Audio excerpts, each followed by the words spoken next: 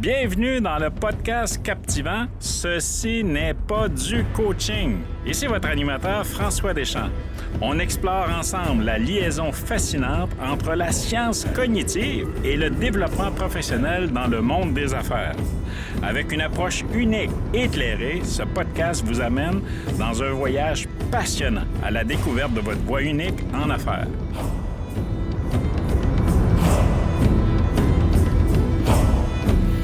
Bonjour tout le monde et bienvenue à un autre épisode de « Ceci n'est pas du coaching ».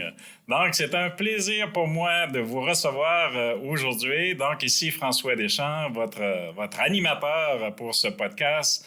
Podcast qui s'adresse à toutes les personnes qui ont le goût de se développer, de mieux se connaître, se comprendre et reconnaître dans les personas que j'invite ici dans le coaching. Donc, de se reconnaître à l'intérieur des champs de compétences, de se reconnaître parmi d'autres entrepreneurs, de tirer des avantages, de tirer des apprentissages et de les convertir pour devenir une meilleure personne, toujours dans une optique de développement personnel et professionnel. Donc, aujourd'hui, j'ai le plaisir d'accueillir quelqu'un qui est un expert dans la vente, qui est inspiré de la neuroscience appliquée, et quelqu'un qui a tout un parcours. Donc, un parcours de plusieurs décennies d'expérience dans le domaine de la gestion, des ventes, qui a occupé des postes de direction dans plusieurs entreprises de renom, et un fondateur d'un mouvement, je vais le dire comme ça, un mouvement de neurovente ici au Québec, et j'ai le plaisir de vous présenter Patrick Renaud. Oh my God, François, écoute, j'imagine que ceux qui ne nous voient pas, ils doivent dire ce gars-là a une barbe blanche, c'est sûr. C'est ça qu'ils doivent se dire. Quasiment. Il y a du gris avec du blanc, ceux qui ne peuvent pas nous voir, mais c'est pas très loin, plusieurs décennies. C'est gentil, merci de me recevoir, François. Ben écoute, c'est un plaisir partagé et d'autant plus qu'on partage tous les deux un sujet qui nous passionne tous les deux. Non, mais c'est vraiment un plaisir de te recevoir aujourd'hui et de pouvoir échanger et discuter ensemble de nos passions, mais également, moi, là, je suis très intrigué d'en apprendre plus et je suis sûr que pour les auditeurs aussi, d'en apprendre plus sur le bonhomme qui se cache en arrière de la neurovente. Et moi qui est tout ouvert pour ces affaires-là en plus. C'est fait que t'as la bonne personne devant toi. Dis-moi, est-ce que... Ben, tu viens d'où, tiens? Parle-nous de tes origines. C'est Patrick, là, as-tu poussé à travers les choux comme ça? Ou encore, Patrick, il y a un parcours de vie qui est atypique ou qui a été inspiré à quelque part avant d'arriver à faire de la vente puis de faire une carrière à enseigner la vente? Là? Ben, écoute, merci de poser la question parce que je suis un gars qui est natif de Montréal. Très tôt, mon père, c'est un policier à ce moment-là qui travaille dans la Sûreté du Québec, qui va décider de changer de métier parce que là, on recule. Moi, je suis né en 1969. Donc, dans les années 69, 70, 71, la police, c'est pas ce que c'est aujourd'hui. C'est pas des jobs qui sont extrêmement payants. Le privé est plus payant. Donc, mon père, pour élever la famille, décide de passer du domaine public, aller vers le privé. Mon oncle a une entreprise ici à Québec qui s'appelle Vitrerie Lévis, qui s'appelle Vital Lévesque. Demande à mon père de venir travailler pour lui. Mon père va accepter. Donc, on va quitter Montréal. J'ai 3 ans. Puis, je vais m'en venir vivre ici sur la Rive-Sud de Québec. Puis, je le disais tantôt à la blague, mais je le dis dans mes conférences. Moi, je me plais à dire que j'ai grossi sur la Rive-Sud de Québec. Donc, je suis un gars de Québec. Je sens réellement que je suis un gars qui... Même si je dis que je suis à Montréal, je suis un gars de Québec. Donc, il a fait sa jeunesse ici, avec les bons coups et les mauvais coups. Qui a été à l'école ici sur la Rive-Sud de Québec, puis qui a décidé un jour de rentrer dans l'entreprise familiale à l'âge de 16 ans. Donc, moi, je vais tout de suite rentrer dans l'organisation assez tôt. Mais moi, je suis un mouton noir dans la famille. Hein. Je suis toujours celui qui a les idées les plus pendables. Donc, on n'est pas toujours la personne qu'on veut inviter dans un party de Noël. Hein. T'étais pas le gars de référence. Non, je n'étais pas le gars de référence à ce moment-là. Mais bien évidemment, la famille, ça se tient. Fait que quand moi, je vais aller demander à mon oncle pour travailler dans l'organisation, il y a un sentiment d'obligation face à la famille de dire on va le prendre, mais on va le faire balayer dans l'entrepôt, fait qu'on va le décourager. Mais c'était mal me connaître. On va le mater. Ouais, c'était mal me connaître parce que, éventuellement, je vais y passer une bonne partie de ma vie, jusqu'à l'âge de 45 ans, quand je vais décider de vendre. Mais je vais passer par toutes les étapes. Donc, moi, quand j'entends un entrepreneur qui dit « Moi, j'ai commencé dans le shop puis je l'ai acheté », là, c'est exactement ce que moi, j'ai fait. Mais qu'est-ce qui t'a motivé? Parce que là, ce que j'en pense, c'est toi qui es allé voir ton oncle. C'est pas ton oncle qui t'a sollicité. Là. Non, mais en fait, fallait que je travaille. Tu avais une aspiration à quelque part. Ben oui, mais moi, j'ai toujours eu le goût du luxe. Fait qu'avoir le goût du luxe, ça coûte cher. Fait que donc, puis moi, j'avais un père qui m'avait appris que ce que tu vas avoir dans la vie, il faut que tu le gagnes. On te le donnera pas. Moi, ce que j'aime de mon père aujourd'hui, qui a 82 ans, qui va sûrement écouter ce podcast-là, moi, c'est mon modèle. Pourquoi? Parce que son éducation, c'est une éducation sur laquelle qui m'a appris à me débrouiller dans la vie. Dans le fond, moi, on m'a pas donné à rien, on m'a appris comment le gagner. Donc, ça, moi, cette façon de faire-là, très tôt, là, tantôt, tu me demandais quels étaient tes balbutiements en vente, là. Mais moi, mes parents étaient dans le commerce amway. Donc, c'était un système pyramidal à l'époque. Dans le système Amway, pour ceux qui nous écoutent et qui ne savent pas ce que c'est, ben, c'était une des plus grosses entreprises nord-américaines de réseautage par palier multiple qu'on appelle aujourd'hui. Donc, eux autres, là, tu essayais de solliciter ton monde alentour de toi. Puis si tu achetais du savon Tide, ben à partir de maintenant, tu vas acheter du savon Amway. Si tu te mouchais avec des mouchoirs Kleenex, à partir de maintenant, tu vas te moucher avec des mouchoirs Amway. C'était ça le concept d'Amway, c'est que tout le monde s'encourage. Puis bien entendu, plus tu es haut dans la sphère d'Amway, plus tu fais de l'argent. Mais quand tu rentres en bas, tu n'en fais pas d'argent. Fait que mon père était rentré là-dedans avec bien des espoirs, bien des rêves, mais ça s'est pas passé comme il aurait voulu que ça se passe. Mais par contre, ce qui m'a laissé comme héritage, c'est tout le spirit alentour de ça, tout le côté très développement personnel, parce que c'était très fort là-dessus. J'ai rencontré pour la première fois de ma vie à 14 ans Jean-Marc Chaput. Ah oui. Qui va changer ma vie. Complètement. J'ai 14 ans. Puis moi, ce monsieur-là, je comprends pas ce qu'il dit parce que j'ai 14 ans, mais maudit que je le trouve drôle. Fait que je m'endors dessus à tous les soirs sur Mes du cœur, Réussir au Québec. Je les ai toutes ces cassettes. Je m'endors là-dessus parce qu'il faut dire que c'était des cassettes à mon temps. Okay? Oui. Donc, je m'endors là-dessus. Puis bien entendu, puis tu sauras, puis t'es le mieux placé pour comprendre que malgré le fait que je comprends pas tout, mon subconscient en pogne un bout. Tout à fait. Alors donc, moi, que je grandis avec ça, puis j'ai envie de me dépasser, puis je commence à comprendre assez jeune ce que c'est de faire de la vente relationnelle. Comment on achète un individu avant d'acheter son produit, parce que M. Chaput, je l'ai acheté lui, avant d'acheter ce qu'il avait à dire. Parce que je le trouvais extraordinaire. Fait que M. Chaput m'a donné le goût d'embarquer dans la vente, moi, à 14 ans. Puis, anecdote, que j'ai jamais raconté à personne, donc je suis fier de te le laisser à toi. On a un scoop. Wow! J'aime ça. Moi, j'ai fait partie du conseil d'administration de Adapte ta vie, qui est une fondation ici à Québec qui aide ceux qui sont victimes d'accidents de la route, qui vont avoir à se réadapter, à marcher. Ça s'appelle Adapte ta vie. J'ai fait partie du conseil d'administration, puis un soir, on a eu à faire venir M. Jean-Marc Chaput dans le cadre d'une conférence. Et je suis allé souper avec lui pour l'occasion. Et je lui ai dit, M. Chaput, vous avez devant vous le résultat d'un homme qui, à 14 ans, a plongé dans vos mots pour décider de prendre une bonne partie de votre philosophie puis de l'adapter à moi. Puis aujourd'hui, ben, c'est ce que vous voyez devant vous.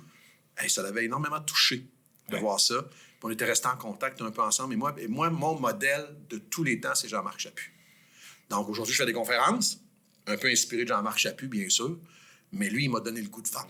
T'avais quel âge à ce moment-là quand tu as eu l'occasion de le rencontrer? Je devais avoir, je te dirais, à peu près entre 25 et 30 ans. OK. À peu près, 25-30 ans. Ça faisait une quinzaine d'années que j'écoutais ces cassettes aller user bien comme il faut. OK? Puis tu sais, moi, sa philosophie, c'était 100% indisciple de Jean-Marc Chaput. 100% indisciple de Jean-Marc Chaput. Puis lui, il a écrit un livre en 1974. Vivre, c'est vendre. C'est-tu pas assez vrai? Hein? Tout le monde fait de la vente. Ben oui. Et c'est drôle parce que dans mes conférences, quand je dis aux gens, bon, écoutez, on va parler de vente, puis il y a des gens qui se lèvent le même et disent, ah, mais moi, j'en fais pas de vente. Je dis, pardon, t'as-tu une blonde? Oui, OK. Puis il a fallu que tu te vendes, j'imagine, pour pouvoir sortir avec elle, à moins que tu sois vraiment très beau, puis c'est elle qui court après toi. Est-ce que tu as des enfants? Est-ce qu'il n'y a pas plus vendeur qu'un enfant quand il veut avoir quelque chose? Je dis toujours à la blague, celui qui a inventé la crise du spaghetti mériterait un prix Nobel. Il achète la paix en tabarslac avec ça. Donc, il fait de la vente. Donc, Jean-Marc Chaput m'a appris ça, moi, en lisant son livre « Vivre ses ventes ». Je l'ai appris très, très, très jeune. Puis dis-moi, comment s'est passée ton intégration dans l'entreprise familiale? Parce que là, à 16 ans, là, c'est un bon challenge. Là. Parce que là, t'es jeune, niveau de maturité est quand même mineur, il n'est pas majeur. L'ego grand comme la terre. Le cœur sur la main. Oui, mais tu sais, j'ai une génération où est-ce que, tu sais, moi, je les vois aujourd'hui, les jeunes, tu sais, puis je les comprends très bien parce que pourquoi je travaillerais plus fort, je peux travailler plus smart. Tu sais, j'avais cette philosophie-là, moi, déjà à 16 ans. OK? Donc, mais j'ai dû faire mes preuves dans l'organisation. Puis je pense que là, très tôt, mon oncle va se rendre compte que j'ai des talents en vente. Donc, puis j'aime ça le dire parce qu'aujourd'hui, je dis talent en vente pour que tout le monde comprenne, mais c'est pas des talents en vente. C'est des aptitudes en vente. Exact. Okay? Donc, ça veut dire que je suis un bon communicateur. Mais c'est pas parce que je suis un bon communicateur que je suis nécessairement un bon vendeur. Les deux sont pas nécessairement liés ensemble. Exactement ça. Donc, mais ça, à ce moment-là, moi, je comprends pas ça. Je dis, j'ai du talent. OK? Donc, puis ça, mon oncle va le percevoir. Puis il va me dire, hey, Kim, tu devrais venir travailler, tu vas lâcher le balai dans le shop, puis tu vas venir travailler au comptoir. Nous, on avait aussi un département de verre et miroir à la vitrerie Lévis. Donc, tu vas commencer à faire du verre et du miroir. Puis moi, je trouvais ça cool parce que je savais que tous les vendeurs qui étaient sur la route que j'admirais, je me suis dit, ils ont commencé ici, au comptoir. Fait que moi, je suis en train de tracer ma place pour m'en aller sur la route un jour. En train de faire mon chemin. Oui, c'est ça. Ça fait que j'ai fait mon chemin bon an, mal an. Probablement plus dur que d'autres parce que, tu sais, quand c'est ta famille qui est là, ils sont plus exigeants. Ouais. Fait que j'avais à me prouver plus que les autres. Puis j'aimais tellement ça, faire ça de la vente, que de fil en aiguille, je me suis ramassé vendeur. Après ça, directeur des ventes quelques années plus tard. Et un jour, il va se présenter une opportunité en or pour moi où mon cousin Christian devient député de la CAQ pour la première fois à Lévis. La CAQ fait sa première percée. Puis c'est, à ce moment-là, ça ne s'appelle pas la CAQ, ça s'appelle l'ADQ. L'ADQ avec Mario Dumont. Avec Mario Dumont. Christian Lévesque va être député de Lévis, la grande circonscription de Lévis. Et bien sûr, à la vitrerie, on avait une clause très claire. Tu ne pouvais pas être à la fois en politique et être au sein d'une organisation. C'est pas bon pour la business parce que tu as l'autre partie qui vote pas pour toi et qui veut le plus acheter chez vous. Donc, Christian a dû prendre un choix, a décidé de vendre ses actions. Et Christian et moi, on est comme des frères depuis toujours, puis il a décidé de me les offrir à moi. Oh, wow! Donc, et moi, ce jour-là, je vais faire des pieds et des mains pour pouvoir réussir à ramasser l'argent que ça va prendre pour pouvoir acheter mes parts de la vitrerie Lévis, puis je vais devenir vice-président chez Vitrerie Lévis. Comment ça s'est passé, ce processus-là? Ben, écoute, je sais pas comment le dire trop, dans le sens que ça n'a pas été hop la vie, là, parce que ça s'est pas passé par le processus naturel, ça aurait dû se faire.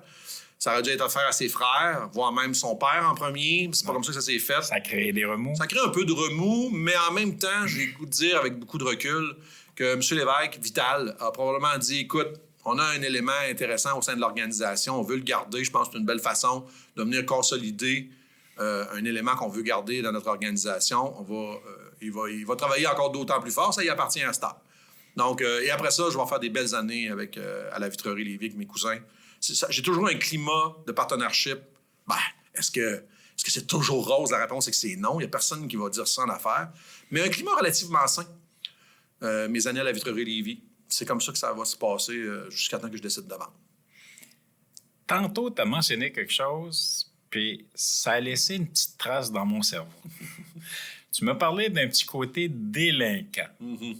Donc, comment ce côté-là, parce que, écoute, je valorise les parcours qui sont non traditionnels. Tu vas adorer. Parce que c'est tellement, je trouve, inspirant, puis ça crée de la valeur, puis ça nous fait sortir des paramètres connus. Et quand on travaille, toi et moi, avec la neuroscience, on comprend le domaine. Mais ce petit côté-là délinquant de toi, là, comment ça t'a servi dans ton rôle à la vitrerie? Un jour, j'ai écouté une émission de télévision qui s'appelle Les Chefs. Puis j'ai entendu Élise Marquis dire à un chef qui sortait, qui était très aimé, tu sais, je ne sais pas si c'est Raphaël, mais pour le besoin de la cause, on va l'appeler Raphaël. Tu sais, Raphaël, là où tu marches, l'herbe est verte. Ça voulait dire qu'il était dans une place où personne n'était. La trail n'était pas tapée, puis lui, il défrichait sa trail. Alors moi, ma vie, je l'expliquerai comme ceci. Moi, j'ai marché toujours sur une pelouse verte. Pourquoi? Parce que j'ai jamais voulu suivre des chemins traditionnels. D'abord, mon parcours scolaire est très anti-traditionnel. Moi, très tôt, en secondaire 5, on va me faire sacrer dehors. J'étais un élite en sport, je gagne le méritage sportif d'année en année. J'adore le sport, j'en mange, je performe. Je fais le championnat canadien de badminton, je suis bon en volleyball, je suis très bon, je fais le hockey. Puis là, j'ai une prise de bec avec un de mes enseignants en éducation physique qui va me faire couler une étape, puis que moi, ça ne me rentrera pas dans la tête. Puis là, il va y avoir une altercation entre moi et le professeur dans laquelle je vais me faire sortir de l'école. Donc, et ça va être le premier pas vers l'inconnu pour moi. Parce que là, à l'école, je suis dans une traque traditionnelle où tout le monde, on s'en va là. Là, je me fais jeter dehors de l'école. Là, je suis confronté à moi-même. En fait, je suis confronté à le résultat de mes actes. Très jeune. Je vais comprendre quelle est l'importance de de réfléchir avant d'agir à ce moment-là. Mais je ne comprenais pas tout de suite, je vais comprendre plus tard. Et là, bien sûr, commencer avec le marché du travail très tôt, abandonne l'école à ce moment-là. Moi, je vais revenir à l'université comme un conventionnel. À l'époque, on pouvait faire ça. Après tant d'années sur le marché du travail, tu pouvais rentrer à l'université. Donc, moi, je vais skipper le collégial. Je ne serai pas au collégial. Donc, je vais rentrer, on appelle ça un auditeur en droit à l'université. Donc, et c'est là que je vais rentrer. Je vais faire quelques années, puis dans mes conférences, je fais à la blague, c'est pas la vérité. Mon père est un policier pour vrai, mais moi, je disais, mon père, il prenait du monde pour les mettre en prison, puis moi, j'ai décidé de faire un avocat pour les sortir de prison. Donc, tu vois le genre, hein? Qu'est-ce que ça donne? J'aime ton humour. Alors, donc, tu vois, moi, c'est un peu ça. Quand je te dis, c'est mon parcours. Donc, au sein de la famille, que j'ai lâché l'école en secondaire 5, je vais le finir, mon secondaire 5, plus tard, aux adultes. Mais je ne le referai pas dans le marché, sur le parcours traditionnel. Ça, dans la famille, c'est sûr que c'était pas vu comme étant « wow, bravo, champion Ouais. ». Là, j'ai commencé à vraiment afficher mon côté très mouton noir.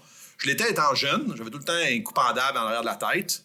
Mais plus je vais vieillir, plus je vais m'approcher de mes 18 ans, plus mes coups pendables vont être réfléchis. Tu mesures les conséquences. Ben oui, c'est sûr. À 18 ans, là, t'es face à ton destin. Ben oui. Jamais rien pour faire du mal à du monde, des niaiseries. Mais des niaiseries. Des niaiseries que tout le monde rit. Là. Je les compte, c'est drôle. J'ai volé le char à mon père à 14 ans. Fait que, j'ai 14 ans, mon père, c'est une police à l'époque, puis moi, j'y vole son char. C'est ce qu'on appelle l'arroseur arrosé. Ils vont me faire arrêter par des polices de Lévis qui vont dire « Tu diras à ton père où est son char, ça va être ça ta leçon. » Et que je me rappelle, c'est probablement la dernière claque que j'ai mangée dans la tête de mon père. Fait que c'est un peu, tu vois le genre. Puis ça, c'est sûr que quand tu sais que Patrick a volé le char à son père, ben Vital Lévesque n'a pas le goût d'engager Patrick Renaud à Vitrerie-Lévis. Non. Tu comprends? Fait que c'est un peu ça quand je te parle de mon parcours très atypique. Mais je peux te dire qu'aujourd'hui, à 54 ans, cette espèce d'envie de vivre dangereusement pousse en moi une adrénaline qui m'amène à avoir des réflexes très aiguisés. Donc, quelles sont les solutions? Alors, moi, je travaille depuis l'âge de 16 ans avec ce mindset-là, à savoir, OK, on s'en va là, puis voici l'anticipation pour moi. C'est un facteur clé en business. C'est un facteur très clé quand tu te lances en boxe, soit dit en passant, d'anticiper ton adversaire. Parce que sinon, tu vas manger un méchant coup, ça morniffe. OK? Donc, mais ça, j'ai appris ça jeune, puis je l'ai fait tout mon parcours en vente. C'est ça. Puis quand tu parles d'anticipation, ça me ramène à une conférence que j'ai écoutée de Georges Saint-Pierre qui parle de l'anticipation. Oui. Et conférence qui s'adressait à un auditoire de personnes qui sont en affaires et comment c'est important, tu as tout à fait raison. Ben oui, complètement.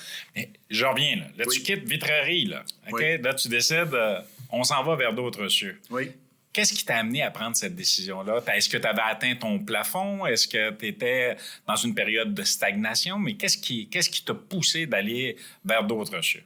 Ben écoute, je me rappelle de la date comme c'était hier. Là. C'est le 10 février 2014. On est à 2 jours de Expo Habitat, sur lequel c'est mon début d'année depuis presque 25 ans. Expo Habitat, pour nous autres, dans notre domaine, c'est le printemps, c'est le renouveau dans le domaine de la porte et fenêtre. Les gens commencent à magasiner, la business commence à brasser.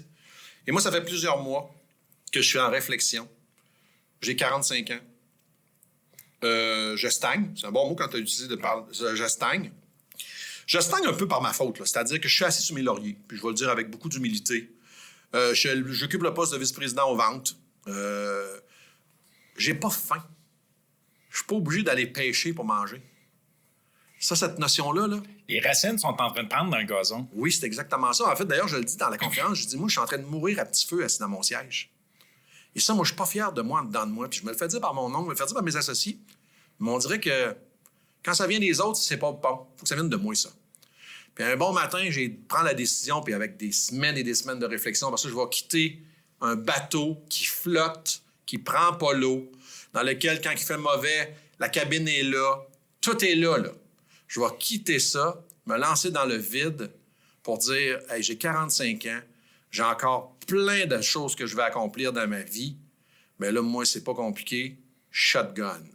Donc, pour ceux qui nous écoutent qui ne savent pas ce que c'est shotgun, c'est une clause qui est en affaires sur laquelle tu dis à tes partners ben c'est pas compliqué, tu m'achètes ou ben non, vous êtes obligé de vendre. Ouais. Fait que tu comprendras bien que la solution que je voulais acheter, elle faisait pas partie du jeu de cartes. Là. Ouais. Moi, je voulais qu'ils m'achètent, puis c'est ce qui s'est produit. Donc, ils m'ont acheté, puis à 45 ans, ben, je vais me ramasser en réflexion pour savoir ce que je vais faire. Puis c'est là que je vais aller dans mon... Pour la première fois, je vais devenir un vrai employé de quelqu'un que je connais pas. Parce que moi, toutes les années auparavant, c'est mon oncle le propriétaire. Quand il me dit « Patrick, c'est pas correct », c'est comme quand c'est maman qui me donne une tape sur une fesse. Là, ça a de l'impact, mais pas comme un étranger. Un étranger, t'as le goût de te battre. Hein? Ta mère, tu ris. Hein? Fait que moi, c'est ça qui se produit. Là. Pour la première fois de ma vie, je vais aller travailler pour Maison La Prise, sur laquelle, là, j'ai un patron qui veut des résultats. Puis là, il va falloir que je m'en lève les doigts dans le nez. Et tu t'es kické out volontairement de l'entreprise. Exactement ça.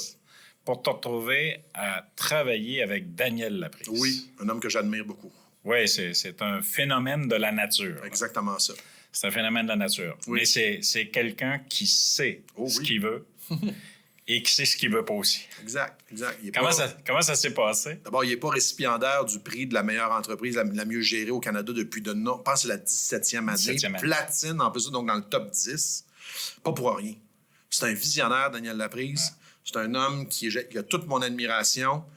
Moi, j'ai une conférence qui s'appelle « Prends ça à cœur par l'heure » dans laquelle je parle du concept de la vache violette, donc devenir unique.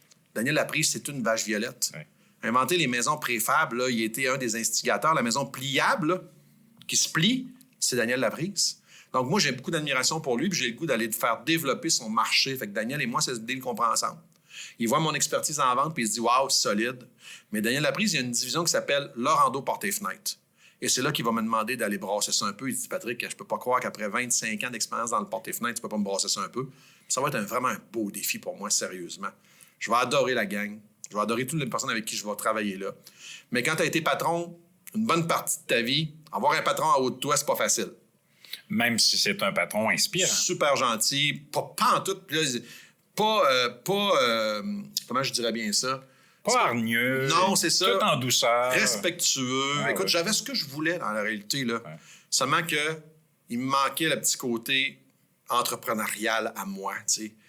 Bâtir. Puis moi, tu vois, c'est drôle parce qu'aujourd'hui, c'est 54 ans, puis je peux vraiment dire que j'ai parti la neurovente from scratch, là, de zéro. Ça n'existait pas. Même la mentalité n'était pas rendue là ici au Québec. Ouais. Même que j'ai passé pour Raël nombreuses de fois en me disant « Qu'est-ce que c'est ça, la neurovente? De qu'est-ce que tu fais là? Manipulation. » Tu sais, j'ai entendu ça des tonnes de fois. Peut-être que les cheveux plus longs. Oui, tu trouves, j'aurais un look. Mais tu vois, j'ai une fierté extraordinaire aujourd'hui de voir que c'est reconnu, de voir qu'il y a des entreprises, on y viendra probablement un peu plus tard dans le podcast, mais c'est un peu ça. Ces gens-là, Daniel Laprise, un peu plus tard, je vais aller te faire un petit mandat pour Caron Henguy, qui était mon principal concurrent à l'époque, Alain Henguy. Oui, tout à fait. Un homme d'affaires aguerri. Un homme d'affaires qui a amené une petite entreprise de Sainte-Anne-de-Beaupré à la plus grande entreprise de portes et fenêtres au Québec.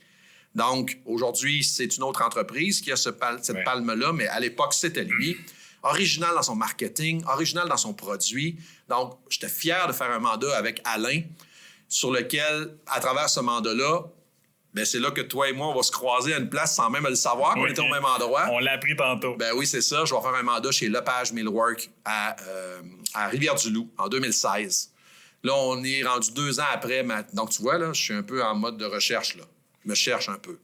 Tu sais, 3 places, 2 ans, sur lesquelles, tu sais, là, je vais tomber chez des amis à moi.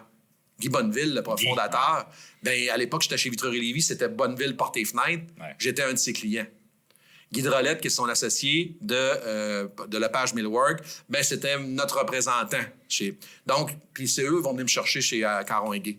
Ils vont me demander « Hey, on aimerait ça que tu viennes travailler pour nous autres. » Puis il faut dire une chose, Lepage Millwork, c'est comme travailler chez Rolls-Royce dans le domaine de l'automobile. Ouais. C'est des produits haut de gamme. C'est des produits qui font reconnus à travers toute l'Amérique du Nord. Un gros marché sur la côte est américaine. Les maisons de 7, 8, 12, 15, 50 millions. Ben, c'est ces fenêtres-là dessus en acajou, en toutes sortes d'essences de bois, toutes sortes d'architecture. C'est Lepage Millwork. J'avais vraiment un super beau défi. La haute qualité. Vraiment, vraiment, vraiment. Ouais. Mais encore dans le porte-fenêtre. Exact. Tu sais, j'avais dit que je plongeais, mais on aurait dit que je gardais un pied en dedans pareil. Tu comprends? Parce que ça, c'est dans mon parcours en neurosciences, un peu plus tard, je vais comprendre comment mon cerveau a horreur du vide. Ouais. N'est-ce pas? Il compense. Donc, par des méthodes de réflexe, de garder un pied dans le domaine de la porte et fenêtre parce que c'est quelque chose que je comprends, que je connais. Donc, mon cerveau n'a pas besoin de forcer. Hein? Je connais tellement ça que c'est rassurant pour moi. c'est là que je vais décider de plonger complètement en 2016 pour dire... Puis c'est lors d'une rencontre avec un expert en neurosciences en France que tu connais probablement, David Lefrançois. Oui, tout à fait. Qui va venir faire une conférence ici à Québec. Oui. Qui va nous expliquer un peu ce que c'est la neurovente. En France, c'est très connu, la neurovente. Ça fait plus de 20 ans que ça existe en France. Ils sont tellement avancés en neurovente que même il y a des règles au niveau télévisuel sur lesquelles on ne peut pas utiliser des techniques de neurovente. Tout à fait. Donc, ici au Québec, beaucoup ne le savent pas. Les canaux pour enfants, à l'époque Canal Famille, mais aujourd'hui YouPa, n'ont pas le droit de passer la publicité subjective. Tu ne verras pas de la publicité McDonald's à ces postes-là parce que les enfants vont se mettre à vouloir absolument avoir ça. Donc, c'est pour protéger un peu le cerveau des jeunes enfants. Alors donc, moi, ça va me passionner, c'est quand je vais entendre ça. Puis c'est là que je vais plonger tranquillement, pas trop vite, dans les balbutiements des neurosciences. Tout à fait. La neurovente, le neuromarketing, la neurobusiness.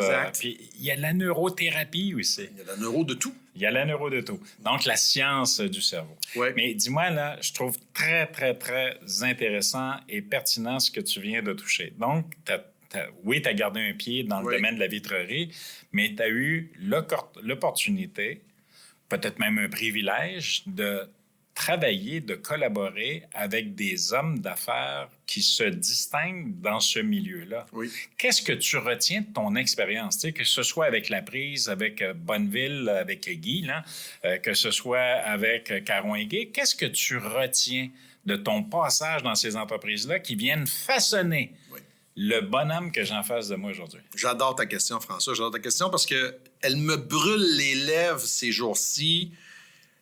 Avec mon assiduité sur les médias sociaux, je vois des gens écrire « Si tu veux travailler moins fort, j'ai une technique pour toi. » Ben moi, quand j'entends ça, là, ça m'horripile à son meilleur. Il n'y a pas de secret dans la vie, c'est travaille plus, gagne plus. Travaille moins, gagne moins. Je comprends que... Puis là, je veux faire une nuance. Oui. Travaille smart dans tous les cas que je viens de donner là. OK? Parce que c'est sûr que si tu travailles comme un cave puis tu travailles pas smart, bien, si tu te mets à travailler smart moins, tu vas en gagner plus. Ouais. C'est clair parce que tu travaillais pas intelligemment au départ. Mais si tu travailles toujours intelligemment tout le temps, c'est pas vrai qu'en travaillant moins, tu vas gagner plus. C'est complètement faux pour moi. Tu travailles fort, tu vas gagner fort. Puis c'est ça que ces hommes d'affaires-là m'ont montré dans leur parcours. Les hommes que j'ai tous nommés, là, que ce soit Vital Lévesque, Guy Bonneville, Alain Guay, Daniel Laprise, sont tous des hommes qui ont travaillé dur pour être où ce qu'ils sont. Puis c'est comme n'importe quel navire auquel tu es au volant, à la barre d'un navire. Il faut que tu gardes les mains sur la barre.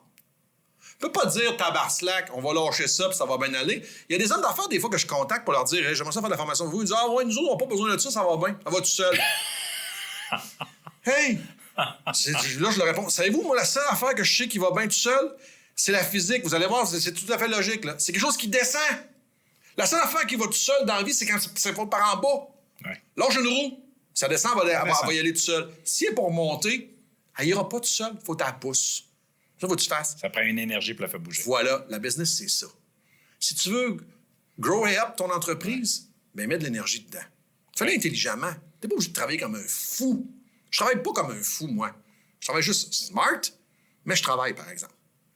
Et c'est de faire mieux. C'est pas de faire plus, parce que les gens pensent que de rajouter des heures à leur journée, à leur semaine, qu'ils vont gagner plus, d'être présent, d'être conscient, oui, mais d'améliorer ces processus, ces procédures, OK? Puis de gagner en efficacité, puis inévitablement, tu vas gagner en performance. 300% d'accord avec toi, François. Puis c'est drôle, cette semaine, j'écoutais le reportage avec Céline Dion qui expliquait sa maladie. Ouais. Puis ce qui m'a frappé le plus dans ce reportage-là, c'est entendre Céline Dion quand elle m'a dit « Quand je suis avec mon coach de voix. » Hein? Céline Dion, c'est la plus grande chanteuse au monde. Elle a une coach de voix. Ben oui. Comment ça? Ben parce qu'elle a compris que moi, la seule façon que je peux m'améliorer, c'est par l'entremise de d'autres personnes alentour de moi. Alors, c'est un peu ça que toi et moi, on fait dans notre business respective, mais c'est ça que moi, j'ai vu de ces entrepreneurs-là aussi. Daniel Laprise, la formation Croissa x 1000. Ouais. Alain Guay, je suis aujourd'hui son formateur dans les ventes. Nomme-les toutes. Vital Lévesque. Guy Bonneville. Guy Bonneville, même chose. Guy Bonneville investit beaucoup là-dedans, en plus de ça. Puis Vital Lévesque, de l'école de moi que je viens, des formations, on en avait de façon constante. C'est comme ça qu'on devenait l'équipe d'élite de vente Vitreuil-Lévis. Parce qu'on n'était pas les moins chers. On n'était pas les moins chers, mais on était les plus efficaces. Ouais. On avait une équipe de vente qui était centrée sur l'humain. On l'avait appris, ça. Ouais. Donc, c'est ça que moi... Ces gens-là m'ont inspiré puis font que ce que je fais aujourd'hui, mais c'est ce que j'essaie d'offrir à ces gens-là aujourd'hui. Et je rassemble tous ces éléments-là ensemble, ces pièces de casse-tête-là ensemble. Donc, les personnes qui t'ont inspiré, que ce soit Jean-Marc Chaput et tous les autres qu'on vient de nommer. OK? Tout le côté, là, je dirais espiègle, décousu un peu. Qui est beaucoup plus large. Oui, qui a grossi. Oui, c'est ça. Donc, mais d'où t'es venue l'idée de te diriger en neurosciences, en neurovente, puis de te lancer là-dedans, puis de créer ta propre business dans ce domaine-là? C'est drôle que tu dises ça parce que moi, quand j'ai entendu David Lefrançois parler de neurovente, j'ai fait...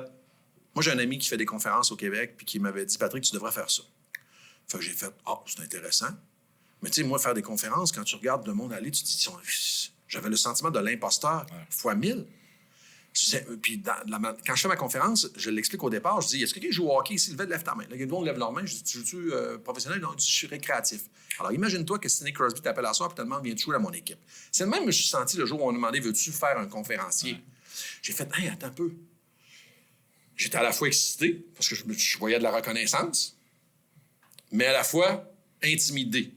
Je me sentais imposteur. Je me suis dit, si je fais quelque chose, je ne ferai pas comme les autres. Je vais faire quelque chose que personne ne fait ici. Et c'est là que je me suis mis à fouiller, puis c'est là que j'ai tombé sur la neurovente. Et c'est là que j'ai décidé de devenir un conférencier, mais dans la vente relationnelle. J'ai toujours cru à ça depuis toujours. Mon parcours de vente est inspiré de la vente relationnelle depuis le jour 1. J'avais 8 ans que je suis convaincu que j'arrivais à persuader ma mère de par des techniques de persuasion issues de la relation. Puis je le dis, je vais acheter de quelqu'un que j'aime parce que j'ai confiance en lui. Puis la confiance, c'est l'élément premier d'une relation de vente. Oui. Pas de confiance, il n'y a rien du tout. Bon, là, la science va l'expliquer après ça. L'oxytocine, l'hormone de l'attachement, tout ça. Mais moi, là, avant d'embarquer dans le monde des neurosciences, c'était tout de l'affaire inspirée. C'était des ressentis. Puis j'ai fait, moi, j'aimerais ça aller voir ce que la science a à dire derrière la vente. Puis c'est là que ma curiosité, puis le gars qui, justement, anticipe tout, s'est mis à être curieux et à aller fouiller. Puis là, je vais retourner à l'école à 45 ans. Quel choc! Hey, je suis plus vieux que le professeur. Tu te rends compte? Mais la plus belle expérience de ma vie. Plus vieux peut-être, en âge. Oui. En attitude, peut-être plus jeune. Oh non. Ben, remarque que là, je suis rendu à 45 ans. J'ai pris de la maturité un peu, il faut dire. Là. Mais, puis je le dis quand j'en parle publiquement, moi, à 18 ans, je suis allé là pour impressionner ma famille, en droit. Hein? Ouais. Comme auditeur. Je n'étais même pas dans le vrai parcours de droit. Là, t'sais. Je devais faire ma première année pour ça rentrer dans le programme. Fait que, j'ai fait ça pour impressionner mon père et ma mère. Puis je me suis vite rendu compte que finalement, il va se passer des choses à ma famille qui vont faire que je vais devoir quitter l'université. Mais moi, quand je vais y retourner à 45 ans pour impressionner personne d'autre que par moi-même, c'est moi que je vais vouloir impressionner. C'est moi que je vais vouloir dire « Hey, Patrick, fais donc quelque chose, fais-le donc jusqu'au bout de cette fois-ci. » Puis là, c'est ça que je vais décider de faire. Alors, il y a un parcours en neurosciences langage cognitif que je vais faire, sur lequel je vais rencontrer Mario Beauregard, que tu connais très bien, sur lequel, lui, il y a un programme qui s'appelle Praticien certifié en neurosciences appliquées. Donc, avec une spécialisation dans le processus décisionnel, je vais aller là. Fait que de fil en aiguille, plusieurs parcours. Puis là, pour tout dernièrement, à 54 ans, ben, je viens de terminer ma certification en commerce de détail au HEC de Montréal. Donc, on dirait que j'ai pris la piqûre à 45 ans de décider de faire « Oh, wow, c'est bien cool, ta barouette. » Ben, j'ai compris. Puis d'apprendre. Ben oui, de d'autres. Ben oui. Puis François, je vais te dire une anecdote comique. Moi, je suis allé au HEC dernièrement. Là, je suis allé là pour aller chercher le papier seulement, en me disant « Qu'est-ce qu'ils ont bien à m'apprendre en commerce de détail? Ça fait 30 ans que je suis là-dedans. » Le premier cours, je me fais fesser par une pelle à l'envers. Je te le dis, là. Un coup de pelle ronde en arrière de la tête. Le gars qui est là, le gars qui nous enseigne, il est l'ancien vice-président sortant du marketing de Gucci à Paris. Ah! Lui, là, l'innovation, là, il sait ce que c'est pour vrai. OK? Alors, lui, il va me parler de ça, c'est quoi l'innovation? Puis moi, je vais faire « Hein? OK, moi, je n'étais pas là du tout. » Et là, je vais boire les paroles de mes professeurs pendant tous les mois où je vais être au HEC à Montréal. Donc, c'est ça que ceux qui nous écoutent aujourd'hui, là, avoir l'humilité d'admettre qu'on ne sait pas tout, c'est une chose. Après ça, décider d'aller chercher ce qu'on ne sait pas, ça en est une autre. Ouais. C'est ça que moi, j'ai décidé de faire. Puis j'espère être capable d'avoir soif d'apprendre encore jusqu'à ma mort. Puis d'avoir l'esprit ouvert. Puis je dis souvent à la blague que d'avoir l'esprit ouvert, ça ne nécessite pas une fracture du crâne. Non. J'avais jamais entendu ça. Je l'adore. Tu sais, ça ne nécessite pas une fracture du crâne, mais d'avoir l'esprit ouvert, parce qu'il faut avoir l'esprit ouvert là, dans ce que tu nous parles, de dire, ben, écoute, d'avoir cette humilité-là, puis de dire, regarde, attends un peu. Là. Puis il y a un livre qui est excellent, peut-être que tu connais, là, de Carol Dweck. C'est une Américaine. Le livre, c'est Mindset. OK. Puis dans son livre Mindset, elle mentionne, c'est des années d'études et de recherche, qu'il y a 2 états d'esprit qui se retrouvent chez l'humain. Un état d'esprit fixe, puis un état d'esprit en développement. L'état d'esprit en développement, ce que je fais référence d'avoir l'esprit ouvert. Ben oui, tout à fait. Et il y a des caractéristiques, et c'est très intéressant si ça te tente. Ben, puis même pour les auditeurs, c'est un bijou de livre. Puis c'est drôle, selon ce que tu viens de dire, les caractéristiques fixes ou en développement, dans ma vie, je peux les segmenter. Tout à fait. Où je me suis vu fixe et où je me vois en développement. Donc, j'adore ça. Tout à fait. En français, c'est « Oser réussir », en anglais, « mindset ». OK, c'est sûr. Donc, puis il est disponible en différents formats, Audible et autres. OK. Et je reviens là, à notre gars. Là, il est dans les études, il a plongé dans la marmite, il est en mode apprentissage, puis là, il réunit tout ça ensemble, puis là, ben, il donne un coup de pied dans le derrière de l'imposteur, puis il décide de monter sa scène une première fois. Ça se passe comment? Eh my God! C'est drôle parce que dernièrement, j'ai rencontré quelques-uns qui étaient à la toute première. On recule en 2017 ou 2018. C'est ça, je venais de finir l'école. On a passé longtemps à travailler fort sur le premier concept. Ça s'appelait à l'époque du cœur au ventre. À ce moment-là, je ne savais pas qu'un monsieur avait écrit un livre sur ce titre-là. M. Jean-Pierre Lausier, je crois, qui est un conférencier aujourd'hui. D'ailleurs, il va prendre la peine de m'écrire. Merci beaucoup de me donner de la publicité. J'ai toute sa formation. Ben alors, tu vois, il va prendre la peine de m'écrire. Merci de me donner de la publicité. By the way, j'ai un livre d'écrit depuis longtemps et là, je vais tout de suite arrêter de prendre ce nom-là. OK? Je vais comprendre que c'est pas bon pour moi, là. OK? C'est un nom que je trouvais extraordinaire, du cœur au ventre. Je trouvais ça bon en tabarouette. Moi, je me trouvais brillant, mais il avait été plus brillant que moi avant moi. Mais la première conférence, François, là, quand j'ai rencontré les gens dernièrement, je leur ai demandé pourquoi tu as payé pour ça. Mais sais-tu ce que je trouve le plus beau? C'est que notre naïveté, elle nous permet d'avancer. Parce que souvent, on est figé par la peur de dire « Ah, je ne serai pas à la hauteur, je ne serai pas... » Commence, puis tu te peaufineras avec le temps. C'est ce que j'ai fait.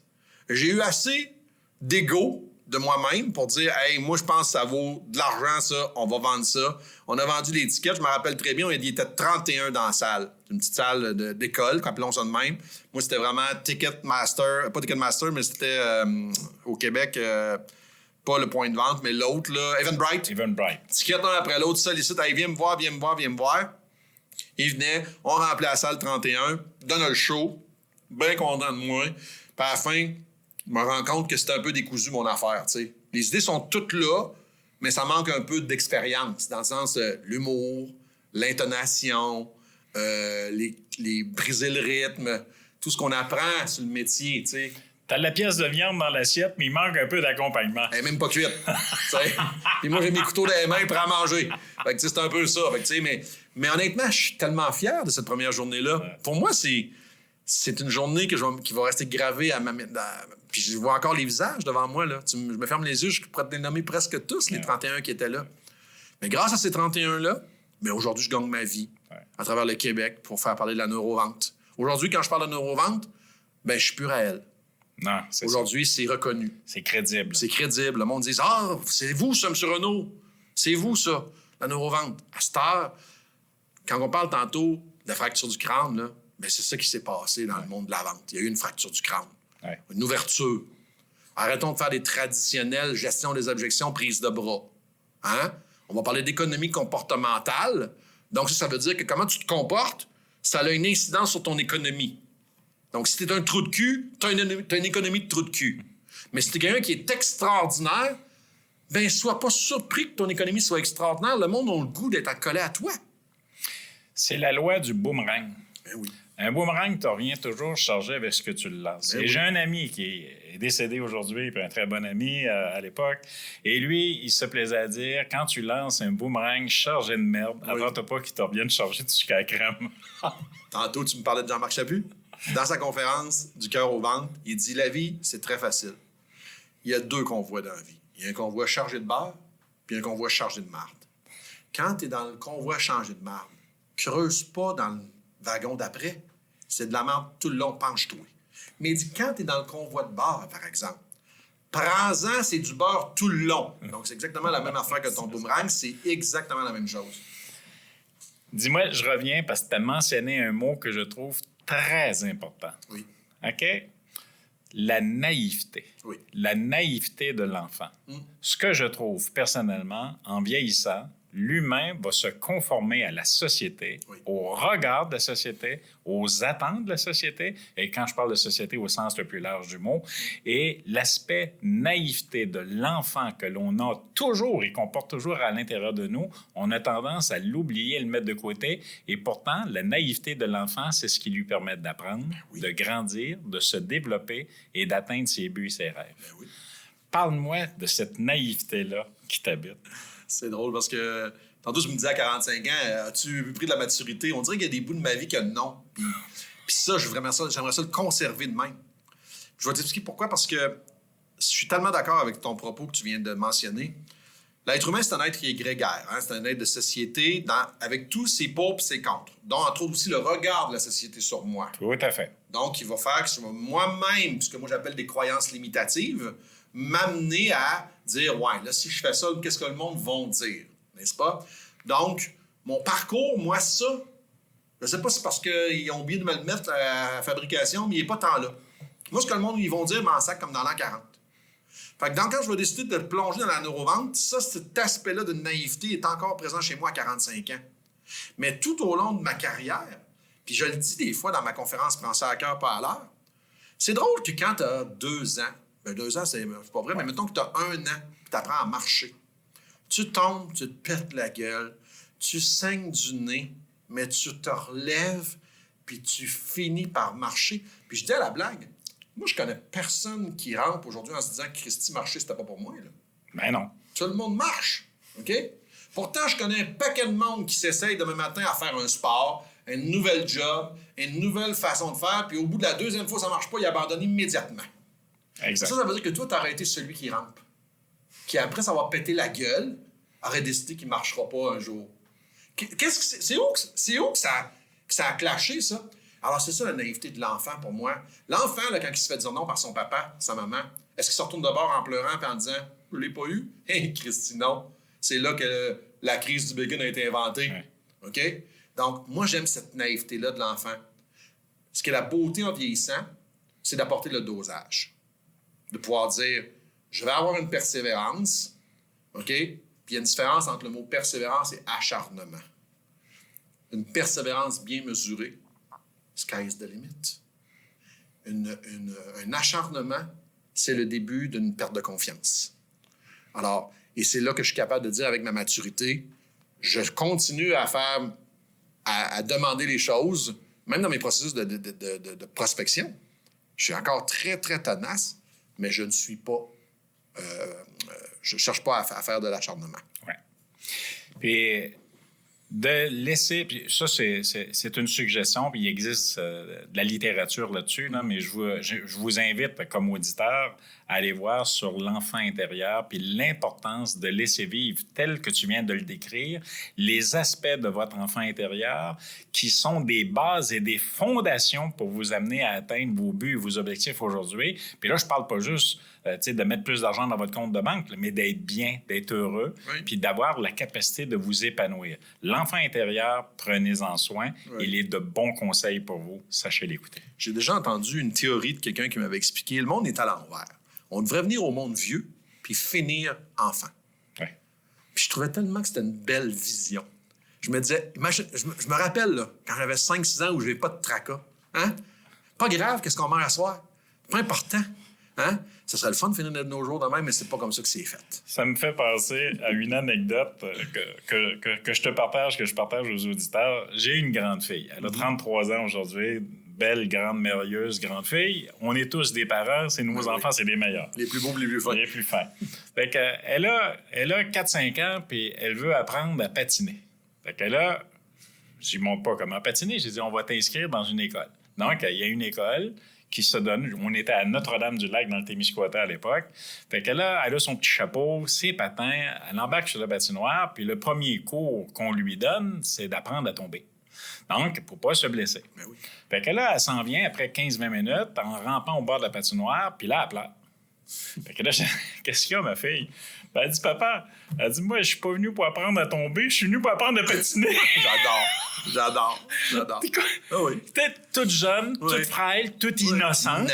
Naïve. Ben oui. OK, mais je veux apprendre à avancer, à patiner, à marcher. Ça revient à ce que tu disais tantôt. Oui. En même temps, quand on y pense, c'est vrai que c'est bon d'être capable de démocratiser l'échec. Oui. En fait, je veux pas qu'on l'apprivoise, l'échec.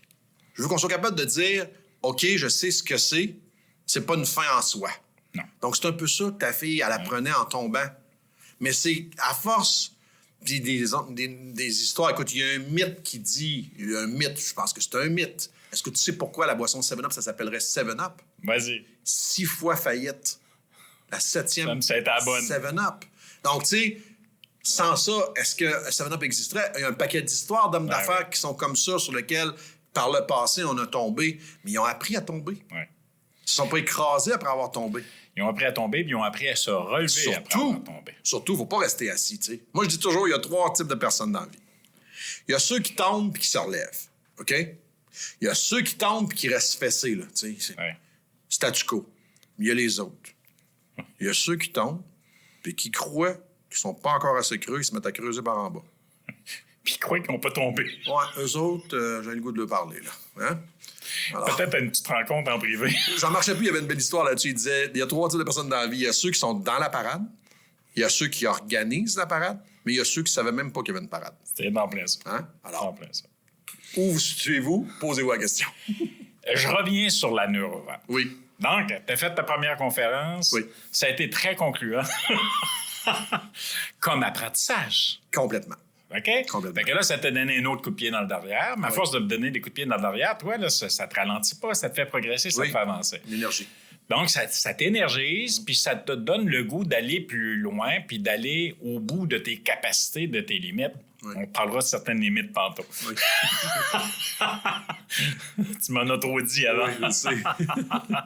Donc, mais la vente, la neurovente, tout le programme que tu as créé, les conférences que tu fais sur le sujet, les interventions aussi que tu fais sur le sujet, là, OK, comment ça s'est passé, la mise en place de tout ça? Ben écoute, vraiment, mais vraiment intéressant comme question parce que je pense que c'est au cœur de tous les entrepreneurs qui vont nous écouter. Moi, la neurovente, l'idée m'est venue de par David Lefrançois, que j'ai entendu pour la première fois, mais après ça, des recherches sur le web. Okay? David Lefrançois, je vais te dire, il est le pilote. Hein? Quand je dis le pilote, je fais référence à une conduite de gaz. Là. Ouais. Il y a une petite flamme. Là. Ouais. David Lefrançois, il est la flamme qui est là. Moi, ce qui va partir le gaz, c'est mes recherches que je vais faire sur le web pour me rendre compte qu'en France, wow, il y a un mouvement là-dedans. Là. Puis là, je lis, puis je me dis, oh my God, c'est intéressant. Fait que là, je décide de m'inscrire dans les écoles pour aller parfaire mes connaissances. Puis là, moi, je vais lancer du cœur au ventre, dans lequel je fais une petite aparté sur la neurovente parce que, comme je t'ai dit tantôt, l'être humain a horreur du vide. Ouais. Et j'aime me sentir en sécurité. Donc, je vais parler de ce que je connais, donc la vente. Là, je vais parler de gestion d'objection. Je vais parler du système pyramidal. Hein? Donc, je vais parler d'un paquet de systèmes en vente qui existent depuis la méthode CAB, des vieilles affaires qui existent depuis longtemps. Et à travers le parcours, à cette époque-là, je suis avec une femme qui s'appelle Marie-Christine, qui travaille avec moi dans la neurovente, avec laquelle on l'a parti ensemble. Et là, elle décide d'avoir une bonne idée. Elle dit, on va sonder nos clients, voir ce qu'ils aiment dans la conférence. Et 99,999 nous répondaient tous, on en aurait pris plus de neurovente. Oh, wow. Et c'est en écoutant mes clients que je vais parfaire mon offre. Dans le fond, moi, ce que je veux expliquer à ceux qui nous écoutent, moi, la neurovente, c'est pas le concept de Patrick Renaud qui a donné ça au Québec. C'est le Québec qui a demandé à Patrick Renaud, donne-nous de la neurovente. Donc, moi, j'ai répondu à un besoin qui m'était demandé. J'ai simplement décidé d'aller en profondeur là-dedans pour le faire et j'ai pas écouté ma personne à moi qui aurait m'a donné des techniques de vente. Non, ça, il y en a. Donne un coup de pied sur une poubelle, il y en a 12 qui vont sortir de la poubelle tout de suite, ça. OK? En neurovente, il n'y a personne qui était là. 12 par seconde. 12 par seconde. Ouais. À l'université, on l'apprend, ça s'appelle les océans bleus, les océans rouges. Travailler sur un océan bleu, là, t'es tout seul. Tu navigues, la voile ouverte, fait beau soleil. Un jour, quelqu'un dit « Hey, il est bien, lui! Hein? » Moi, je mets toujours l'image de même. Moi, j'ai une super bonne idée, ils m'ouvrir une pizzeria au coin de la rue. Là, les 3 autres coins, ils se disent « Christy, ça marche, son affaire? On va faire une pizzeria, nous autres ici. » Hop, là, il commence à avoir du rouge dans mon océan bleu, là. Parce que là, il y a des clients qui vont aller là. Là, lui, l'autre bord, il se dit « Christy, les deux ont l'air de marcher. On va faire une pizzeria, nous autres ici. » Il n'y a pas personne qui se dit « On va faire du salami ou du fromage. » Non, ils se disent « On va faire une pizzeria. » Fait que donc, c'est ce qu'elle a fait, ça devient un océan rouge. Et ça, moi, je suis déjà prêt à l'océan rouge de la neurovente au Québec. Parce qu'assurément, il y a quelqu'un un jour qui va se dire « Hey, M. Renaud, ça va bien son affaire? On va en faire, nous aussi, de la neurovente. » Et moi, quand je parle du concept de lavage violette, c'est là que je suis, moi. Le 2.0 de la neurovente. C'est où on s'en va avec ça. Donc, c'est ce que j'ai fait, moi. J'aime ça le dire. Moi, c'était un accident de char. Je suis devenu l'expert en neurovente par accident de char. Ça veut dire que c'était pas là que je m'en allais. Il y a quelqu'un qui m'a arrêté. Bang! Mes clients m'ont arrêté. Ils m'ont dit « Hey, nous autres, on veut 100% de neurovente. Fais-nous donc ça. » Puis aujourd'hui, bien, soyez le cerveau de l'affaire, là. C'est un programme de plus de 8 heures. Ouais. Donc, on parle de 8 heures sur comment le cerveau fonctionne, sur le processus décisionnel d'achat. Donc, grâce à mes clients, on est rendu là aujourd'hui. Il y a une question qui me brûle les lèvres. La question qui tue, y a-tu un effet spécial? Non? Non, tu auras une prime à la fin. C'est bon! Mais il y a une question qui me brûle les lèvres. Tu sais, tantôt, tu as fait allusion, puis je pense que c'est important pour nos entrepreneurs qui nous écoutent. Là. Oui. Donc, de sortir de sa zone de confort. Tu me dis, mais écoute, regarde, j'ai quitté le domaine de la fritrerie sans nécessairement quitter la vitrerie. Oui. OK? Je gardais tout le temps un pied dans la boîte. Là. Oui. OK? Mais à un moment donné, il y a eu une scission, là. Oui. Là, on a sorti les 2 pieds de la boîte pour se lancer. Comment ça s'est passé, avec ça? Énormément d'inconfort. Un sentiment en dedans qui m'habitait, dans lequel je me sentais pas bien. Parce que là, pour la première fois de ma vie, je sautais d'un avion en parachute sur lequel j'allais construire un avion. La fameuse phrase qu'on entend tout le temps. Là. L'entrepreneur, c'est quelqu'un qui se construit un avion en chute libre. C'est tellement vrai. C'est tellement vrai. Parce qu'au début, là, quand tu es en affaires, ça va très bien sur le premier cercle rapproché de toi. Ça, c'est tous ceux qui vont t'acheter tes amis proches. Ouais. Mais c'est la loi de la physique. Le plus petit cercle à côté de toi, c'est le plus petit de tous les cercles. Ouais. Le plus difficile, c'est le grand cercle à aller chercher. C'est là qu'est la population. Ça, c'est difficile et c'est insécurisant. Parce qu'après des mois, tu vas te rendre compte que Christy, je n'ai plus d'amis à appeler. Là. OK, là, il faut que je parle à des gens qui ne me connaissent pas. Et c'est là que je vais m'appeler Raël gentiment et affectueusement. OK? Donc, je vais me donner ce surnom-là en me disant hey, le monde, il me trouve bizarre. Donc, oui, cette zone-là d'inconfort, mais j'aime ça le dire qu'aujourd'hui, puis dans ma conférence Pensez à cœur par l'heure, le deuxième segment, ça s'appelle Put the shark in your tank. Ouais. Ça veut dire mets le requin dans ta cage et là, tu vas sortir de ta cage. Puis moi, des gens qui me disent ouais, mais je suis bien dans ma cage, moi, je me tiens après les barreaux parce que je sais pas nager. Si tu rentres un requin dans ta cage, tu vas devenir le Michael Phelps, mon homme, tu vas apprendre à nager. Je te le garantis que tu vas apprendre à nager. Alors, faisons ça de temps en temps. Mets-toi en danger. J'amène ça avec une théorie qui s'appelle le paradoxe du homard. Dans la nature, le homard, pour réussir à grandir, 2 fois par année, il doit sortir de sa coquille. Ça s'appelle la période de Shell. C'est la seule fois dans son existence où il devient vulnérable à ses prédateurs. Parce qu'il n'y a plus la coquille qui le protège. Et là, il va aller se cacher en dessous des pierres pendant 3 semaines de temps pour prendre 30% de sa masse et redevenir le prédateur qu'il est. Alors, si tu ne fais pas comme le paradoxe du homard, bien, tu ne grandiras pas, tu vas mourir dans ta coquille. Et c'est ce que je faisais jusqu'au 10 février 2014. Je mourais dans ma coquille à la vitrerie. Ouais. C'est rien contre la vitrerie. Et sans t'en rendre compte. Sans m'en rendre compte. C'est rien contre la vitrerie. Le modèle était extraordinaire. Mes cousins ont fait une super job dans un contexte difficile. Seulement que moi, je me trouvais plus là. Ton moi intérieur. Oui. Je me reconnais pas, puis je me reconnaissais pas, et j'avais plus envie de me mentir, parce que je me suis menti trop longtemps. J'avais plus envie de me mentir, quitte à me péter la gueule. Ouais. Parce que c'est là que je m'en allais. Une étude qui a été faite il y a quelques années passées, une étude comportementale sur un esturgeon. Puis on sait que l'esturgeon, c'est un grand prédateur. Oui. Donc, on avait un aquarium. Puis c'est une étude vraie. Je la présente dans... Je sais ce que Tu la sais, hein? Oui. Avec le vitre. Le contraire est très bonne. Avec le le bocal vitre. dans le centre. C'est en C'est plein en ça. Californie que ça s'est fait. C'est en plein Dans les ça. années 70, j'ai même la vidéo dans ma conférence. Parle-nous-en, tiens. Écoute, d'abord, la qualité de la vidéo, c'est en 1970. En fait, c'est un esturgeon, c'est un prédateur d'eau douce. Ils appellent ça le requin d'eau douce. Ouais. Okay? Le seul prédateur qu'il a, c'est lui-même, parce qu'il s'entremange. Ils s'entremangent entre eux. Ouais. Et c'est bien entendu le pêcheur. Okay? Ouais. Mais outre ça, et lui, il adore manger des varions, qui est une espèce de petit poisson. J'ai envie de te dire qu'il est comme moi, avec la poutine. Quand il a plus faim, il a le goût d'en manger encore. OK? Donc, le brochet, ça s'appelle le syndrome du Pike. C'est ça. Pike syndrome. Donc, lui, ce qu'il va faire, quand il y a des varions partout, il va les manger, il n'arrêtera pas de manger. Donc, dans ce concept-là, ils ont mis une jarre dans le centre dans lequel ils vont rentrer les varions à l'intérieur. Donc, le pike, il ne peut pas aller les manger parce qu'il se bute à la vitre en verre. Il va... Mais dans la vidéo, c'est intéressant. Allez le voir, c'est sur YouTube, ça s'appelle le Pike syndrome. La vitesse que ça va, ton œil a de la difficulté à voir tellement qu'il va vite. Il est ultra rapide. Pouf! Il pogne, il pique la vitre, là, on le voit presque pas bouger, tellement qu'il va vite. Mais il se tanne parce qu'il se fait mal. Oui. Puis l'histoire, elle est quand même particulière parce que après quelques heures, il va arrêter. Ils vont aller enlever la jarre et jamais le pike n'ira manger un varion. Et l'histoire, malheureusement, c'est en 1970, on ne pourrait plus faire ça aujourd'hui, mais ils vont le laisser mourir. Ah, et oui. il va mourir. Il va Ah, mourir oui. de faim. Pourtant, il va mourir de faim. Je vais te faire une image, François. C'est comme si tu es en train de me dire, je vais mourir de faim assis dans le frigidaire. Puis je ramène ça à ce que tu disais tantôt. Oui. Là où tu étais, à la vitrerie, Oui. tu étais en train de vivre le même syndrome. Oui, oui. Sauf que la différence, par contre, c'est que moi, je pouvais manger, dans le sens que j'avais une paye, mais là, on va sortir du côté très capitaliste là, de payer la nourriture, un char, du gaz. En dedans, je me nourrissais plus. Ouais. C'est en plein ça. Ouais. C'est au niveau de ton intellectuel, Voilà. ta capacité de Je me nourrissais développement, plus du de te réaliser. Ouais, puis j'avais vraiment... C'est bon, j'aime ton image, je l'avais pas vu dans cet angle-là. Je me butais une vitre. Tout à fait. Oui. Puis tu étais dans la vitrerie. Ben oui.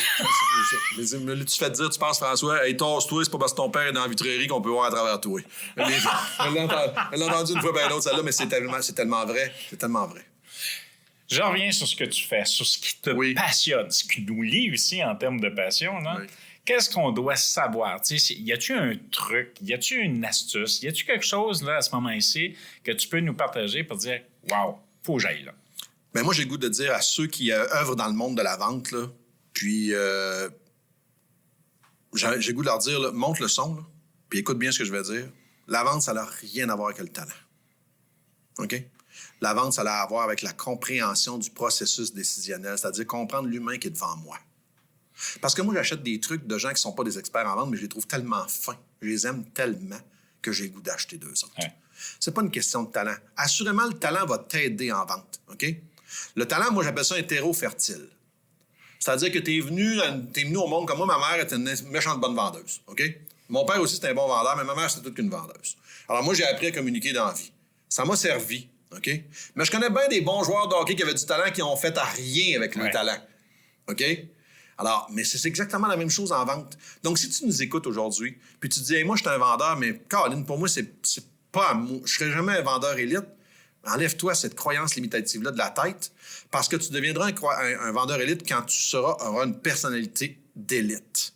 Les gens vont dire, hey, va voir François, il est très hot, faut que tu parles à François. Aujourd'hui, là, je me plais à dire, là, moi, je viens d'une époque, dans les années 80, où on disait, le client, il est roi. OK? Dans les début des années 2000, on s'est dit, le client est devenu un ambassadeur. Oh, là, c'est une coche en haut. Là, il parle de moi. Aujourd'hui, là, en 2024, le nec plus ultra de ces échelons-là, c'est le contamineur. Donc, aujourd'hui, contamine les gens alentour de toi. Et eux autres iront recontaminer et on parlera de toi. C'est ça qu'on fait de la vente aujourd'hui. C'est comme ça qu'on fait de la vente. C'est ça, les médias sociaux. Tout à fait. C'est de la contamination. Tout à fait. Alors, quand tu as compris ça, puis tu es dans n'importe quelle sphère d'activité, bien, trouve tes contamineurs, puis contamine-les. Ça devient une nouvelle pandémie. C'est une espèce de pandémie positive. Ben oui, positive et constructive. Mais elle peut être aussi négative. Si tu as une contamination de marde, tu vas répandre la marde. Mais j'aime mieux le beurre de tantôt. Moi aussi, pas mal plus, moi te le dire. Donc, c'est un peu ça, j'ai le goût de leur dire. Puis, tu sais, il y a des gens qui viennent me voir dans l'académie, puis ils n'ont pas d'expérience tant que ça en vente, mais ils comprennent toute la puissance qu'ils représentent comme individus. C'est eux autres, même le moteur de tout leur business, c'est ton attitude à toi. Oui. Comment ton attitude va déterminer ton altitude, on a entendu ça en masse. C'est pas tes aptitudes, c'est ton attitude. Oui. Et ça, c'est à ça qu'on a le goût de s'attacher. Moi, là, dans un avion, le pilote, il a bien beau avoir suivi tous les cours, mais dès qu'il se met à faire la turbulence, s'il sort de la cabine en allant en arrière en criant, oups, on dirait que j'ai comme un petit doute là. Hein? C'est son attitude que je veux voir là. C'est pas nécessairement rien que ses aptitudes, c'est son attitude. Alors, c'est ce que j'enseigne. L'attitude, et je vois la lumière de ce qu'on échange aujourd'hui aussi, l'enthousiasme. Ah ben oui, c'est genre. Ça paraît, tu trouves? C'est just little bit. Oui, c'est bon. Mais l'enthousiasme, Oui. et je m'amuse à dire qu'il y a 5 F d'enthousiasme. Enthousiasme avec 5 F, vas-y Ouais. donc. La fierté, Oui.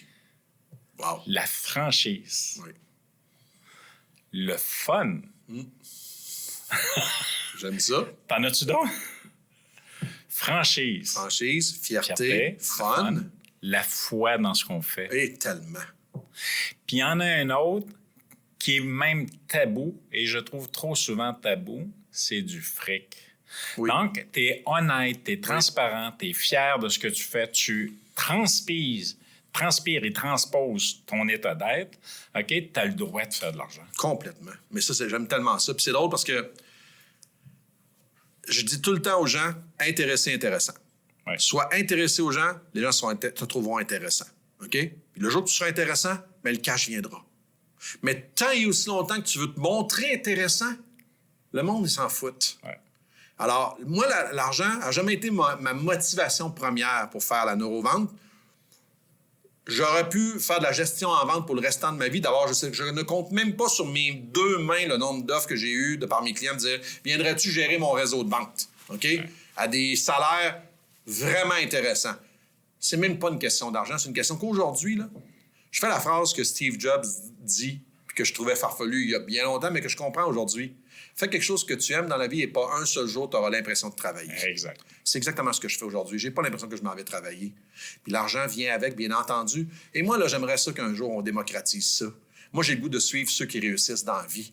Puis généralement, ceux qui font de l'argent, à moins que ce soit quelque chose qui soit complètement illégal, mais c'est des gens qui ont une méthode, qui ont une structure, puis ont réussi à trouver un filon, hein, qui fait qu'ils vont réussir à faire de l'argent. Donc, je peux-tu la connaître, la recette, si tu as le goût de me la partager? J'aimerais ça, moi aussi, en faire de l'argent. Donc, j'aimerais ça, moi, qu'au Québec, on démocratise ça, qu'on arrête de dire « Ah, c'est bien, faire de l'argent, c'est un crasseur. » Hein? Non, c'est pas vrai. Faire de l'argent parce qu'il se lève plus de bonheur que toi, travaille dur, puis il y a aussi le stress. Je me rappelle, moi, des années à Victoriaville où j'en suis propriétaire, où est-ce que mon oncle s'assit, puis il a dans la tête, puis il nous dit « Les gars, cette année, on perd X centaines de milliers de dollars. Pas 10 000, là, X centaines. Ouais. Alors, tous et chacun, on doit mettre de l'argent dans l'entreprise. On le voit pas, le parcours de l'entrepreneur, quand il fait ça. On le voit quand il y a de l'argent, par exemple. On dit « Hey, tabarnak, il a dû crosser du monde. » Attends, il a fallu qu'il hypothèque sa maison combien de fois dans son cycle de vie pour mettre de l'argent là-dedans. Puis il a passé combien de nuits à pas dormir? À pas dormir. Le stress d'avoir à mettre des employés dehors. Vous pensez que c'est le fun de faire ça? C'est pas le fun, pas pour 5 cents. Non. Donc, il y a tout ça derrière ça. Fait que, oui, bien sûr, ce qui m'anime aujourd'hui, c'est ma passion de la vente. Je pense que tu le vois. Ouais. Je pense que c'est ce que je veux transmettre aux gens. Tu sais, lève-toi le matin, puis va faire quelque chose que tu aimes, puis tu vas trouver que ta vie est drôlement plus le fun. T'sais. Et tu n'auras pas besoin de vendre parce que la passion va. Ben, j'ai un ami qu'on a en commun qui s'appelle Vincent Fournier, puis je sais qu'il va sûrement écouter le podcast. Mon tabarnak de Vincent, il a écrit un livre, j'aurais aimé ça avoir le titre. Arrêtez de vendre, laissez le monde vous acheter. C'est ça. C'est ça que c'est la réalité aujourd'hui. Parce que vendre, c'est une pression. Quand le monde m'achète, c'est qu'ils ont eu confiance. Ouais. Et moi, je m'amuse à dire, transformer un cycle de vente en un cycle d'achat par votre relationnel. Alors, tu vois, toi et moi, on marche exactement sur la pelouse que j'aime marcher, moi. Oui, mais il ne faut pas prendre acide. Non, c'est vrai, tellement vrai. À ce moment ici, oui. 2 compétences qui permettent à notre Patrick de se démarquer. 2 compétences qui te caractérisent comme personne et qui viennent te permettre de de mettre en place ce qu'il faut pour t'accomplir, te réaliser dans ta vie?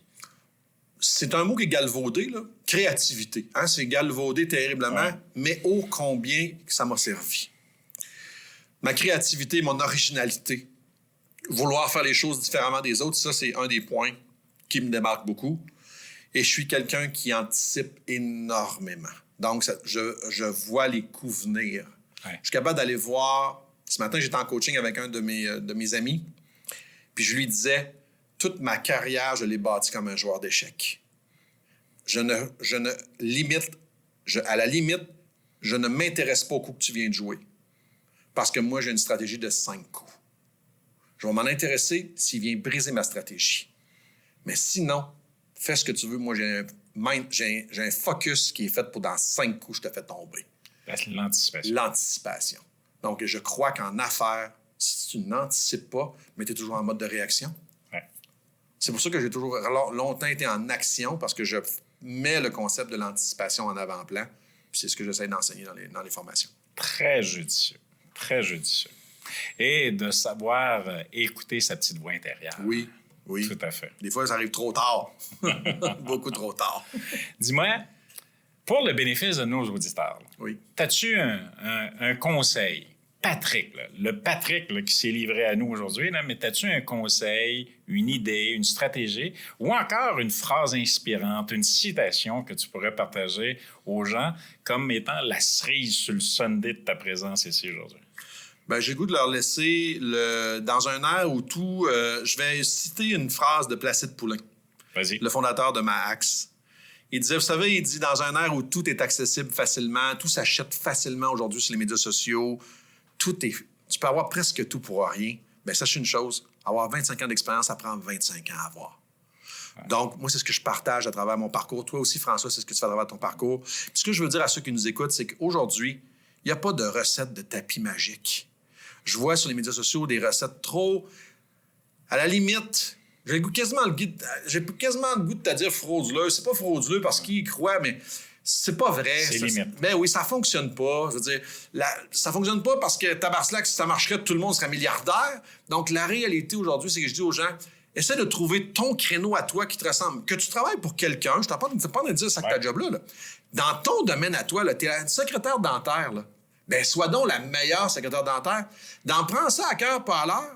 J'ai une part dans une vidéo où je raconte que Walt Disney, c'est un des concepts les plus merveilleux au monde, au niveau de la magie, au niveau de vendre du rêve. Et sur Walt Disney, il y a un dénommé James, qui est un agent de sécurité qui travaille là, qui a tous les matins, avant de s'habiller en agent de sécurité, il demande à sa femme, Ginette, donne-moi mon calepin d'autographe, s'il vous plaît. Bien, James, lui, qu'est-ce qu'il va faire toute sa journée comme agent de sécurité? À chaque fois qu'il va croiser une petite princesse habillée en princesse, il va lui demander un autographe. Wow! Pourquoi? Parce qu'il veut lui faire croire à la magie de Walt Disney. Hier, je t'en parle, j'en ai des frissons. Ouais. Moi, des gens de même, j'en veux dans mon équipe. Des gens qui, même un agent de sécurité, prend son rôle one step more, higher. Il aime tellement ça qu'il a fait une coche de plus, il y a un calepin d'autographe dans ses poches. Ben, tu me crois-tu que ça va être le dernier à se faire mettre dehors au niveau des agents de sécurité, ce gars-là? Donc, c'est ça que c'est. Soyez inspirant. Soyez inspirant. D'ailleurs, quand tu l'as lu, ma bio, parce qu'on en a parlé, là, c'est marqué « Un homme inspiré, donc inspirant ». C'est ça. Et j'aime mieux avoir quelqu'un qui est inspirant qu'aspirant. Oui, c'est tellement vrai. Patrick Renaud, comment on fait? Là? Il y a des gens qui nous écoutent qui doivent être fascinés par ton parcours, par ton vocable, par tes stratégies, par tes réflexions, tes pensées. Comment on fait pour te rejoindre? Dire, hey, écoute, mon chum, viens faire un tour chez nous dans ma business, ou encore j'ai besoin de toi pour de la formation ou du coaching. On fait quoi? On me rejoint sur les médias sociaux. Je suis extrêmement présent, que ce soit sur Facebook, Patrick Renaud conférencier, sur LinkedIn, Patrick Renaud. La neurovente, bien sûr, vous allez me trouver. Mais écoutez, je suis à peu près convaincu qu'on dit qu'on est à 5 personnes près de connaître tout le monde. D'après moi, dans votre entourage, il y a quelqu'un qui a entendu parler de la bébite de la neurovente. J'en suis convaincu. Mais vous allez me trouver sur les médias sociaux facilement. Ou encore ceux qui veulent m'écrire directement. Alors, c'est info@neurovente.ca. Pas de S à vente. C'est la seule fois où je veux pas de S à la vente. c'est dans mon courriel, parce que des S à la vente, on en veut beaucoup de S après le mot Des S vente. avec des petites barres avec dessus. Des petites barres transversales. C'est ça qu'on veut. Donc, merci tout le monde d'avoir écouté cet épisode de Ceci n'est pas du coaching. Nous avons eu la chance, l'occasion, le privilège d'entendre Patrick Renaud nous partager toute son expertise en vente, en neurovente, avec la neuroscience appliquée. Un parcours impressionnant, le fun, agréable et un parcours qui est stimulant. Donc, Patrick, merci de ta présence. François, je te remercie beaucoup de l'invitation, puis on se revoit très bientôt. À très bientôt pour un autre podcast de Ceci n'est pas du coaching.